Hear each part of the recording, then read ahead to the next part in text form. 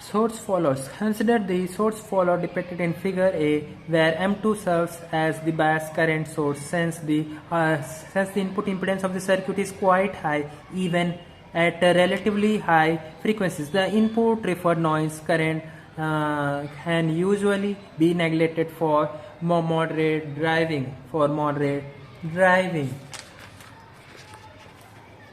Here you can see in this figure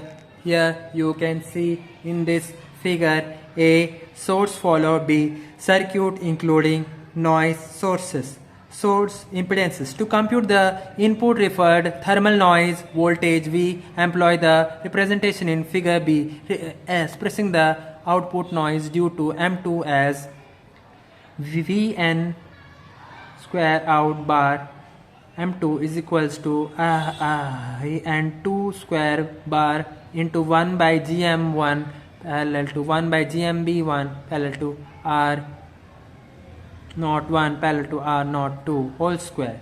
From chapter 3, AB equal to 1 by Gmb1 parallel to R01 parallel to R02 by 1 by Gmb1 parallel to R01 parallel to R02 plus Gm plus 1 by Gm1 plus 1 by Gm1 as the total input referred noise voltage is mod Vn in square bar is equals to Vn1 square bar plus Vn square out bar M2 by AV square is equal to 4kT 2 by 3 1 by Gm1 plus Gm2 by Gm1 square.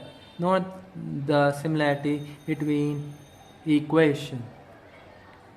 Since source followers add noise to the input signal while providing a voltage gain less than unity, they are usually avoided in low noise amplification. The 1 by F noise performance of source followers is studied in problem. Thank you.